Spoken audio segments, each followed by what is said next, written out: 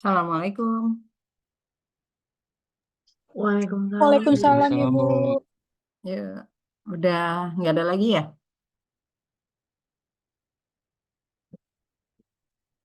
Masih ada nggak Banyak yang pindah ke pagi kayaknya, Bu. pagi ya? Mm. Oke, kita eh, mulai aja ya. Untuk pertemuan kita, kita melanjutkan ada satu materi dulu yang dari Ibu. Kayaknya waktu itu baru satu kan ya? Iya, Bu, betul, Yang betul. internal belum ya?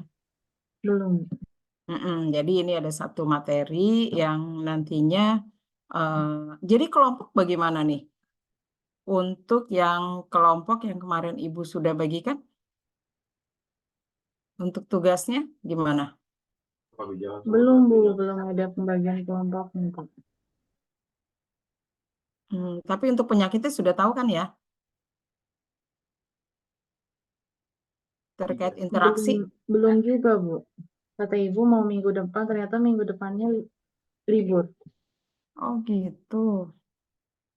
Waduh, ya udah ini satu materi, baru nanti siapkan untuk presentasi. Jadi nanti kan kita ada 4 materi, jadi presentasinya itu nanti dua kelompok. Cuma nanti Ibu cariin dulu dong ya untuk materinya sebentar. Mungkin bisa dicatat aja.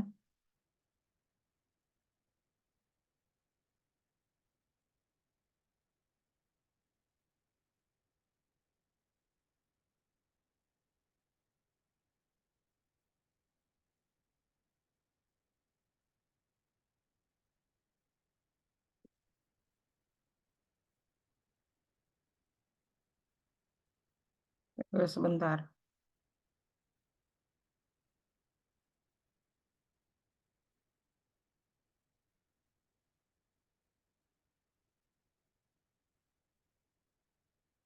Nah, untuk yang tugas dulu deh Ibu kasih ya, takut lupa lagi. Jadi yang minggu depan ini dibaginya 4 kelompok ya. Entah berarti kalau segini ya nanti ya satu orang dapat satu kayaknya ya. Atau nanti dibagi, monggo nanti dibagi aja Mbak Nanda. Jadi untuk minggu depan itu sudah mulai presentasi. Yang pertama terkait dengan interaksi obat dan makanan pada anak ya, tapi penyakitnya ditentukan. Interaksi obat dan makanan pada anak itu untuk penyakit diare ya, untuk anaknya dengan penyakit diare. Terus yang kedua, interaksi obat dan makanan pada lansia itu penyakitnya kardiovaskular dan osteoartritis. Kemudian kelompok 3 itu interaksi obat dan makanan pada kehamilan dan laktasi. Ya, jadi pada orang hamil biasanya obat-obat hamil apa saja ya, nanti ceritakan dulu terkait dengan kehamilan itu seperti apa, kemudian ibu yang laktasi itu seperti apa, baru obat-obatnya biasa yang bisa berinteraksi dengan ibu hamil, dengan ibu menyusui itu apa saja. Kemudian yang kelompok 3 itu pengaruh obesitas dan KEP itu penyakit terkait dengan kekurangan protein ya, energi dan protein pada obat ya, pengaruh obesitas dan KEP pada obat. Kemudian yang kelima interaksi obat, makanan, udah yang keempat itu aja. Ibu maaf saya ulang ya Bu. Berarti kan Mm-mm, ada 4 tugas ya Bu presentasi. mm-mm, Yang pertama itu interaksi obat dan makanan pada anak, diare penyakitnya. mm-mm. Terus yang kedua interaksi obat dan makanan pada lansia, penyakitnya itu ada 2 ya Bu, kardiovaskuler sama osteoartritis. Iya. Terus yang ketiga interaksi obat dan makanan pada kehamilan dan laktasi. Yang keempat itu pengaruh obesitas dan KIP pada obat. Sorry. Bukan osteoartritis ya, jantung dan stroke. Berarti kardiovaskuler sama stroke ya, Bu? Iya, kardiovaskuler dan stroke yang itu ya. Oke, itu aja dibagi 4. Paham ya? Tadi sudah diulang. Oke, cukup? Ibu, poin-poin yang kita tampilin di PPT apa aja, Bu? Pertama penyakitnya. Misalkan penyakit ya, kamu bahas terkait dengan interaksi obat sedikit, tapi nggak usah banyak-banyak, 1 slide. Kemudian habis itu tentang penyakit diare, bahas dulu diare itu seperti apa gitu kan. Baru kan nanti dipelajari untuk penyakit diare itu terutama pada anak, dia biasa mendapatkan obat-obat apa saja untuk diare. Itu bisa melihat ya di jurnal atau di apa terkait dengan obat-obat diare. Nah, setelah itu cari interaksinya. Ya, dari obat-obat tersebut, bahas, cari interaksi-interaksi obatnya. Seperti itu aja.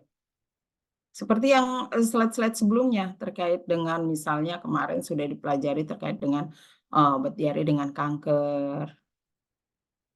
Obat-obat kanker. Nah, jadi kan dijelaskan dulu kanker itu seperti apa, kemudian obat-obat kanker apa saja, baru nanti interaksinya. Paham ya? Iya, Bu, paham. Ada lagi? Nah, atau dilihat yang kali ini nih.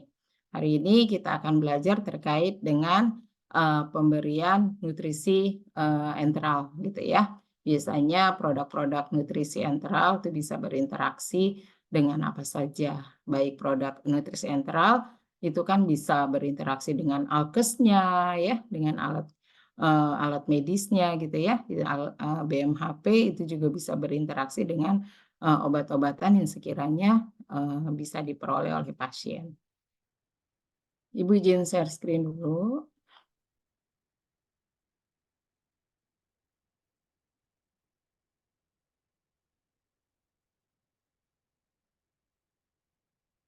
Oh, Ibu mikirnya jadi hari ini Ibu jelaskan sedikit baru lanjut presentasi. Rupanya belum dikasih ya tugasnya, lupa. Oke. Sudah terlihat belum? Sudah, Bu. Udah, Bu. Ya. Oke, kita masuk di sini interaksi obat dan makanan pada pasien dengan nutrisi enteral. Ya, tahu nggak sih apa tuh nutrisi enteral?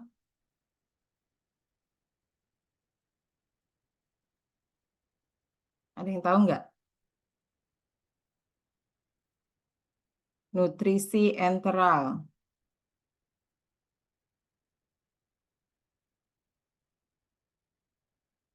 Nutrisi yang diberikan lewat selang bukan, Bu?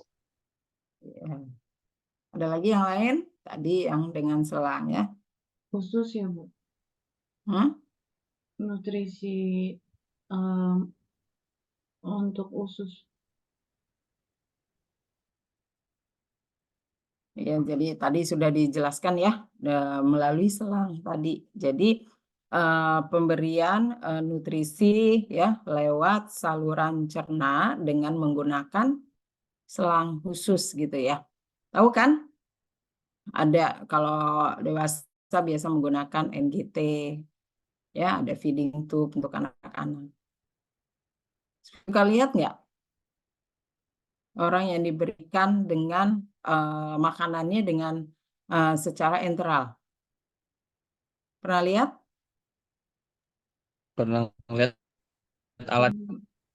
Iya, jadi dia yang dimasukin melalui hidungnya gitu ya. Langsung nantinya menggunakan selang ya, alat khusus yang nanti makanannya tinggal diberikan biasa pakai siring yang 50 cc atau kateter tip gitu ya.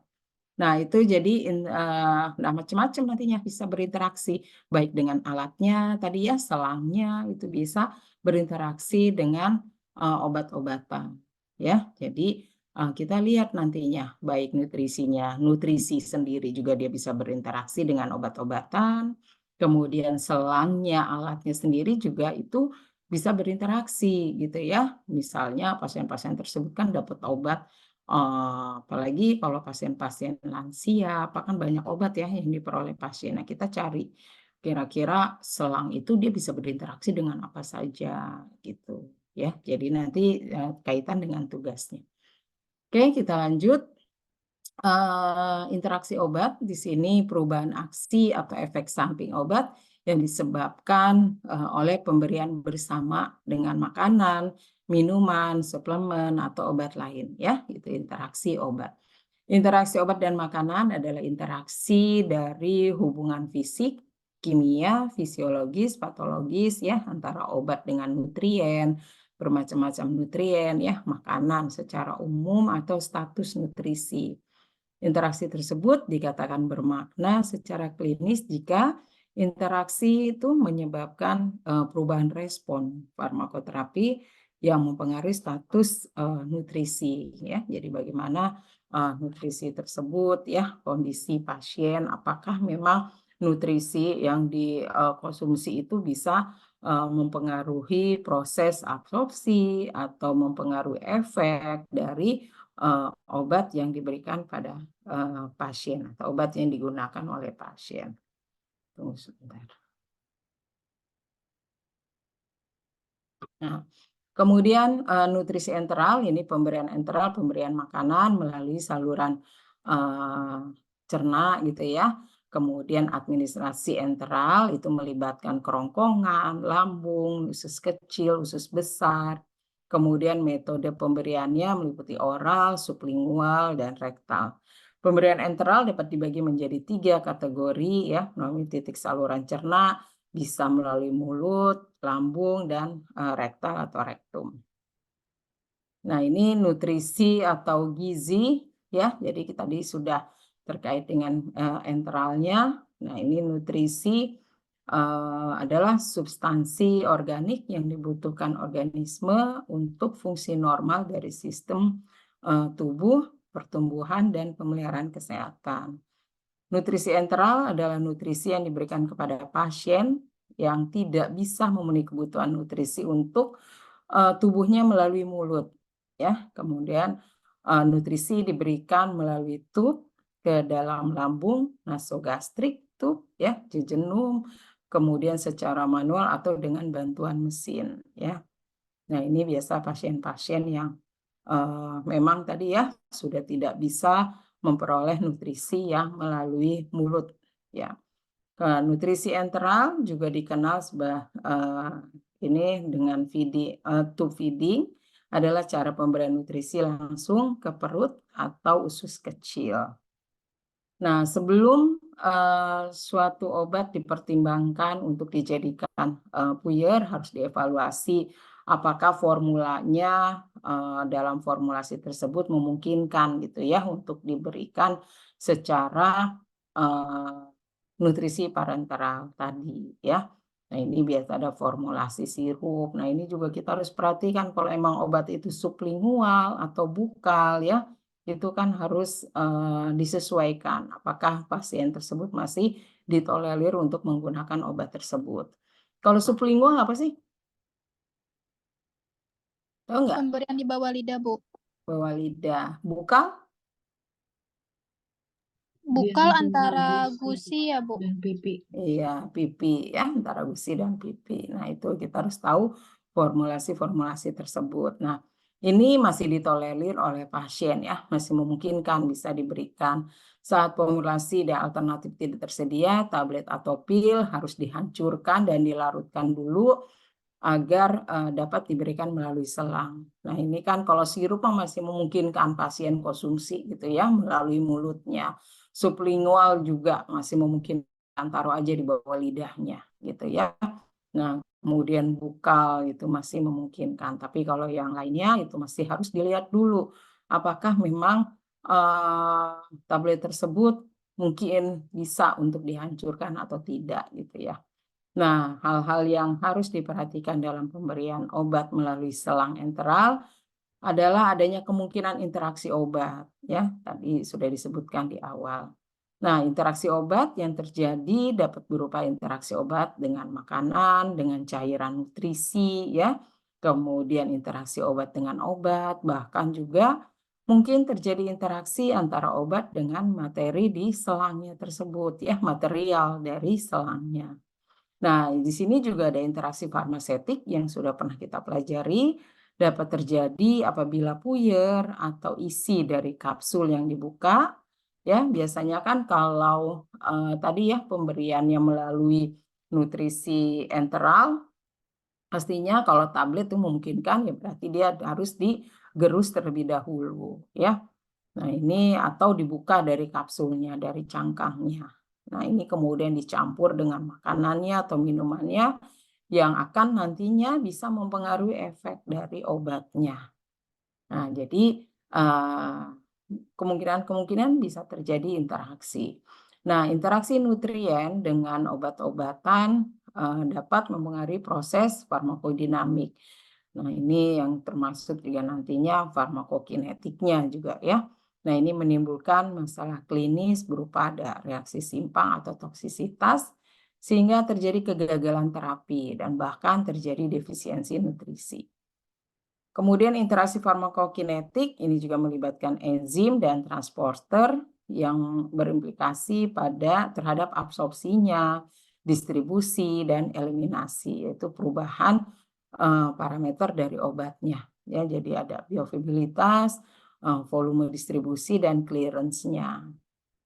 Kemudian interaksi farmakodinamik ini juga bagaimana, kan kalau dinamik itu kita melihat ya bagaimana respon obat terhadap tubuh atau efek obat terhadap tubuh, kemudian berupa parameter kualitatif, kuantitatif dari obat terhadap status nutrisi. Ya, ini dilihat semua, jadi farmakodinamiknya seperti apa, farmakokinetik dari obat-obatan, itu juga dipengaruhi oleh proses pemberian obat tersebut.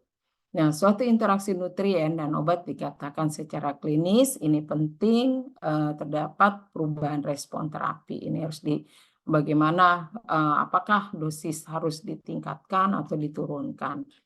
Interaksi tersebut dapat menimbulkan kegagalan parsial atau total ya dari terapi obat. Interaksi juga dapat menimbulkan efek samping, misalnya interaksi monoamin oxide inhibitor dengan sejenis keju nih bisa berinteraksi dengan makanan sehingga menyebabkan pasien akan menghentikan pengobatannya. Nah, kita lihat nantinya beberapa mekanisme interaksi obat dan makanan. Di sini ada interaksi kimiawi, misalnya zat nutrisi berikatan dengan obat yang akan menurunkan absorpsinya. Kalau fisika, interaksi fisikal di sini antara formulasi obat dengan formulasi nutrien. Ini menyebabkan perubahan konsistensi nutrisi enteral dan memungkinkan sumbatan selang. Jadi bisa menyebabkan sumbatan ya di selang yang tadi itu yang dimasukkan langsung ke lambung atau ke usus. Kemudian interaksi antara obat dengan nutrien spesifik yang berhubungan dengan metabolit obat dan juga hilangnya efek obat akibat gangguan absorpsi. Dan kemudian peningkatan clearance dari obat atau hambatan efek farmakologi, interaksi farmakodinamik akibat adanya makan.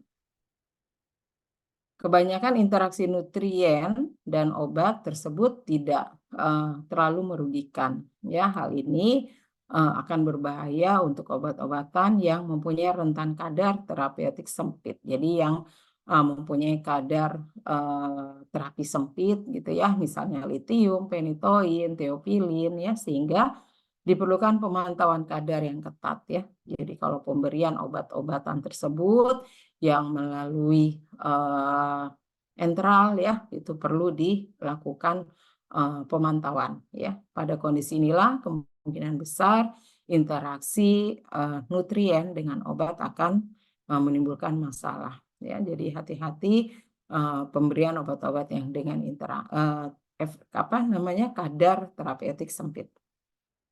Nah, ini contoh-contoh ya, contoh interaksi obat dengan nutrisi enteral ya. Jadi banyak sekali ada misalnya teopilin ya, teopilin dengan ensure ya. Di sini yang nutrisinya ada nutrisi enteral ya. Kemudian obat-obatan keseluruhan. Nah, kemudian beberapa contoh dari pemberian obat-obatan dengan nutrisi enteral ya, misalnya pemberian teopilin dengan ensure ya. Di sini dia merupakan ensur itu kan suplemen nutrisi ya. Nah, ini bisa berinteraksi secara potensial ya, karena ensur ini kan mengandung nutrisi yang bisa mempengaruhi penyerapan dari obat teopilin ya. Nah, si ensur ini dia mengandung nutrisi tadi ya yang bisa mempengaruhi penyerapan dari teopilin di dalam tubuh. Nah, sebaliknya sehingga pemberian obat tersebut jika akan diberikan bersamaan ya ini harus dikonsultasikan dulu ya untuk bagaimana resikonya, lebih besar resikonya atau manfaatnya jika diberikan bersamaan. Nah, di sini juga banyak ya, ada phenytoin misalkan dengan isokal di sini ya. Ini juga bisa menurunkan konsentrasi dari 70 sampai 80% itu bisa menurunkan konsentrasi dari si phenytoin ya jika diberikan dengan cairan nutrisi ya seperti isokal ya. Jadi ini merupakan nutrisi-nutrisi ya yang memang biasa diberikan secara enteral ya. Kemudian nah nutrisi ini bisa berinteraksi dengan bermacam-macam obat-obatan tadi terutama obat yang dengan indeks terapi sempit ya. Nah, ini yang perlu kita juga pahami ya terkait dengan penggunaan obat tersebut. Kemudian ada beberapa contoh lagi interaksi obat yang diberikan via selangnya. Nah, ini dengan BMHP-nya ya. Nah, dikatakan di sini bahwa ikatan obat dengan bisa berikatan dengan material selangnya. Ya, contohnya di sini ada obatnya ada karbamazepin atau diazepam, kemudian juga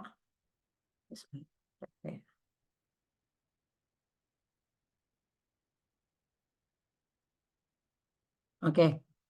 Di sini ikatan obat dengan materialnya tadi ya, ini jadi obatnya itu contohnya dengan karbamazepin ya. Di sini adalah kenapa dia gitu ya bisa berikatan karena di sini memang karbamazepin itu obat apa sih?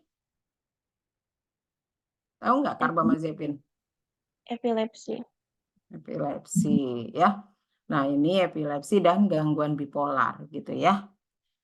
Nah, ini interaksi dengan material selangnya di sini ya, selang enteral bisa terjadi karena karbamazepin ya di sini karena karbamazepin ini kalau kita lihat ya, memang dia itu bisa berinteraksi dengan bahan-bahan tertentu dalam selang enteral ya, seperti plastik ya.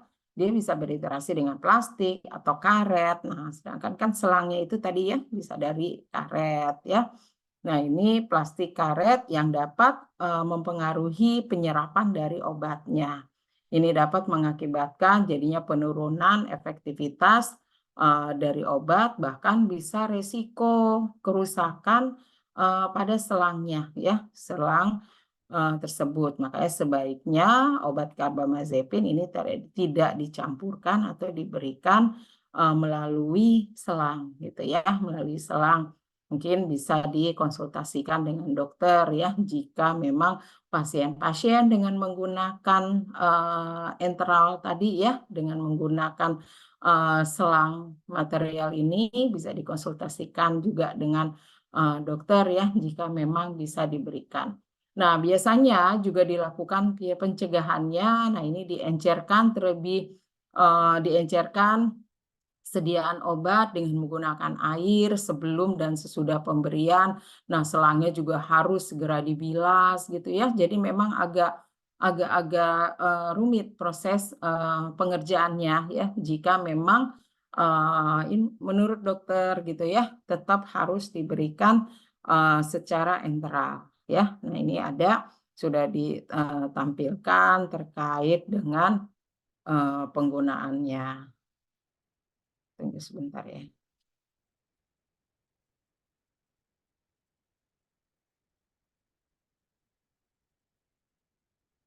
Tadi kirimnya lewat apa ya? Tunggu sebentar ya, Ibu. Tadi ini udah selesai ya, Kak?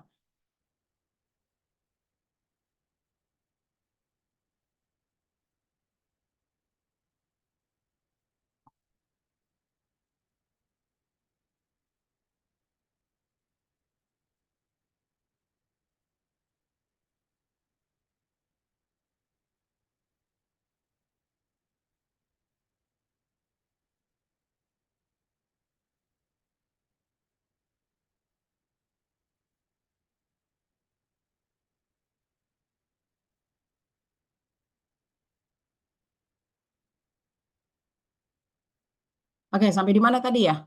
Ini ya, contohnya ya. Jadi ini salah satu contoh jika memang obat tersebut diberikan secara enteral tadi gitu ya. Aduh, banyak aja gangguan.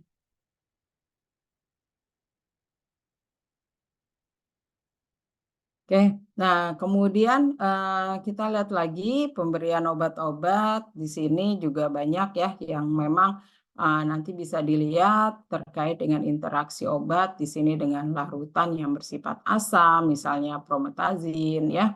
Nah, kita harus cari alternatif obat atau hentikan pemberian makanan atau nutrisi enteral. Encerkan sediaan obat dengan menggunakan air sebelum dan sesudah pemberian obat bilas dan secukupnya. Jadi ini yang biasa dilakukan ya, diberikan kepada pasien jika memang itu tidak bisa dihindari ya dan tetap diberikan. Oke, kita lihat di sini interaksi beberapa obat ya. Contohnya analgetik dan antipiretik. Ini juga biasa diberikan ya untuk pasien-pasien dengan pemberian nutrisi enteral. Nah, untuk mendapatkan efek yang cepat, misalnya dari acetaminophen, sebaiknya obat diminumkan pada saat perut kosong. Nah, beberapa NSAID seperti ibuprofen, naproxen, ya, ketoprofen, ini juga dapat menyebabkan iritasi pada lambung, sehingga sebaiknya diminum dengan makanan. Jadi, kalau memang obat tersebut ya, biasanya kalau tablet-tablet seperti ini memungkinkan untuk diracik, diberikan secara enteral, ini diberikan secara enteral, tapi tadi ya diberikannya setelah makan. Kemudian antihistamin juga untuk meningkatkan efektivitas obat antihistamin sebaiknya diminum pada saat perut kosong atau lambung kosong. Kemudian obat-obat tuberkulosis juga itu bisa menyebabkan interaksi seperti isoniazid itu berhubungan dengan interaksi tiramin, histamin. Antibiotik sebaiknya dihindari. Hindari pemberian beberapa antibiotik dengan produk susu, ya. Kan kita sudah pelajari dari yang kemarin-kemarin juga karena dia berbentuk helat, ya. Nah itu juga atau di sini terutama susu-susu yang kaya akan ion divalen ya, seperti kalsium, magnesium yang dapat membentuk kompleks ya atau chelat. Nah, ini dengan beberapa antibiotik itu mengganggu penyerapannya. Jadi pemberian nutrisi berupa susu ya dengan pemberian antibiotik itu juga perlu diatur penggunaannya. Bronkodilator ya, di sini makanan berinteraksi dalam variasi yang luas dengan teopilin. Makanan dengan kadar lemak yang tinggi akan menyebabkan perubahan kadar teopilin dalam tubuh. Kemudian makanan dengan kadar karbohidrat yang tinggi akan menurunkan kadar teopilin. Ya, menurunkan kadar teopilin dalam tubuh, kemudian teopilin merupakan derivat santin, sehingga hindari banyak makan makanan yang mengandung santin karena akan meningkatkan efek toksisitas dari obat-obat bronkodilator. Antidiabetik juga glimepiride ya, di sini contohnya dia merupakan generasi baru dari golongan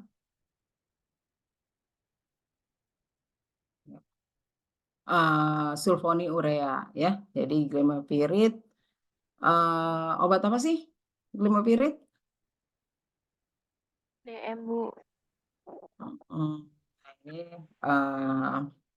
Jadi dia untuk mengontrol kadar gula gitu ya. Ya, interaksi obat makanan ini juga akan mempengaruhi proses penyerapan ya, proses penyerapan obat. Makanya disarankan untuk mengkonsumsi glimepiride ini sebelum makan ya, untuk agar lebih optimal gitu penggunaan obat-obat tersebut, dan juga untuk mencegah perubahan kadar gula yang tajam ya. Jadi pada saat kita mengkonsumsi obat tersebut, nah kemudian biasanya kan langsung ya kadar gula darah bisa cepat menurun gitu ya. Kenapa tadi dia dikonsumsinya glimepiride itu sebelum makan gitu ya. Nah itu jadi untuk bisa menetralkan dari kadar gulanya gitu ya. Nah ini kemudian ada obat-obat anti tumor ya, ini juga diminum bersamaan dengan makanan ya yang mengandung santin. Obat kejang juga tadi sudah banyak ya dibahas terkait dengan obat kejang. Nah itu pada kondisi obesitas volume distribusi penitoin itu juga meningkat. Nah ini beberapa interaksi juga nutrien ya. Ini kita sudah lihat misalnya warfarin ini nutrisinya karena dia bisa berinteraksi ya, jadi dia tinggi protein, kemudian warfarin dengan sayuran yang mengandung vitamin K, warfarin juga dengan makanan yang dipanggang ya, kalau kita sedang mengkonsumsi tersebut, bawang yang dimasak, jus ya, ini banyak karena bisa mempengaruhi bisa meningkatkan atau menurunkan kadar dari warfarinnya. Ya, kemudian monoamin oxide di sini makanan yang mengandung tiramin ini juga bisa krisis hipertensi. Jadi banyak di sini nutrien atau makanan-makanan ya yang bisa dipengaruhi oleh obat-obatan ya, saling mempengaruhi atau saling berinteraksi. Nah, di sini kita lihat interaksi dari obat-obat tersebut. Nah, ini banyak ya, nanti bisa dipelajari terkait dengan interaksi. Banyak sekali obat-obat yang memang berinteraksi dengan makanan. Apalagi makanan yang dengan kadar lemak tinggi. Ya. Nah, itu bisa, kemarin kita sudah belajar ya, apa aja sih makanan-makanan yang mengandung kadar lemak tinggi? Nasi. Gorengan. Apalagi?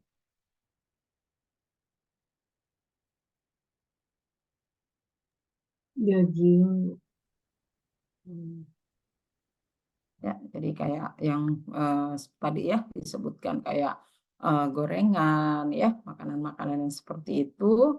Nah, itu juga bisa berinteraksi dengan pada saat kita mengkonsumsi obat-obatan yang tadi ya, seperti misalkan esomeprazol ya, nantinya bisa bioavailabilitasnya berkurang ya, kemudian isoniazid, simetidin ya, dengan makanan yang apapun jenisnya gitu ya, dia bisa meningkatkan bioavailabilitas. Jadi memang di sini tadi ya keseluruhan adalah obat-obatan yang dipengaruhi oleh makanan gitu ya prosesnya. Oke, mungkin itu saja. Nanti untuk tugasnya berarti mahasiswa membuat seperti yang tadi ya, yang menjelaskan dulu terkait dengan penyakitnya, kemudian nanti masuk ke obat-obatan yang biasa diberikan untuk penyakit-penyakit yang sudah disebutkan tadi, misalnya obat diare, obatnya apa saja, kemudian cari tuh interaksi masing-masing dari obat-obatan tersebut gitu ya. Nah, itu nanti sebenarnya lebih banyak penyakit yang kita ketahui ya, dan juga interaksi obat-obatan yang kita ketahui. Jadi semakin banyak nantinya informasi yang bisa kita sampaikan ya kepada pasien pada saat pasien tersebut mendapatkan obat dan apa yang harus dilakukan. Dan kita juga lebih bisa mengetahui interaksinya seperti apa dan bagaimana cara pencegahannya ya, atau intervensi apa yang kita berikan agar tidak terjadi interaksi.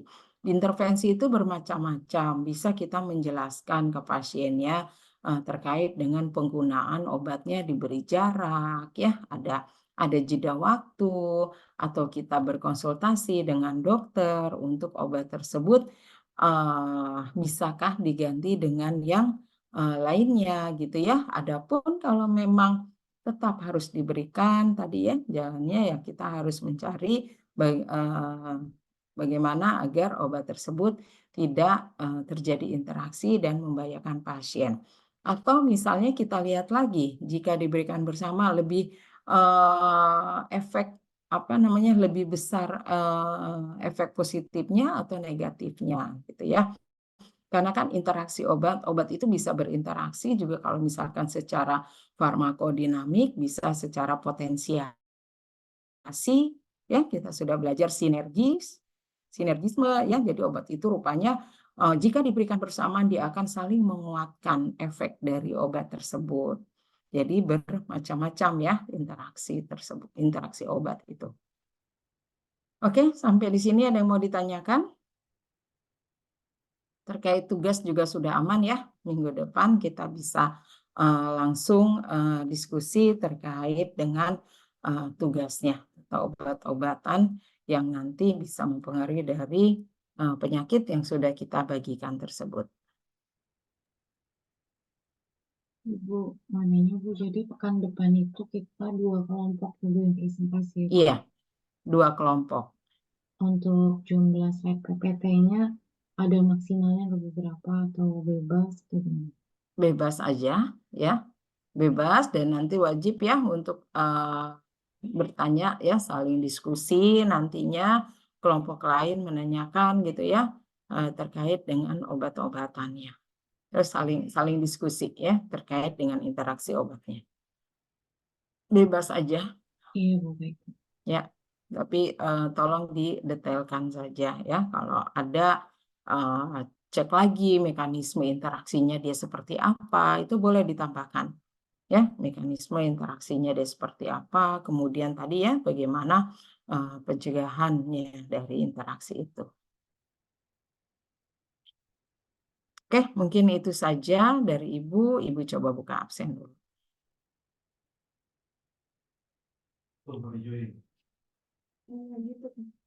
Begitu ya?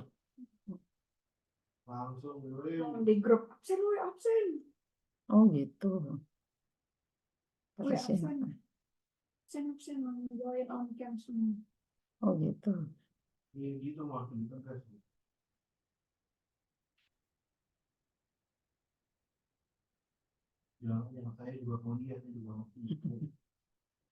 Sembarang ya.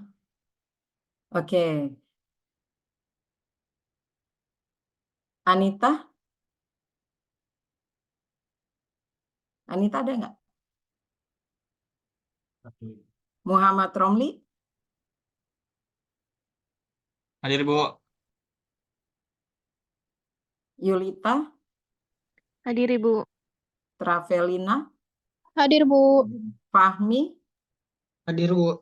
Ananda? Hadir, Ibu. Iskandar?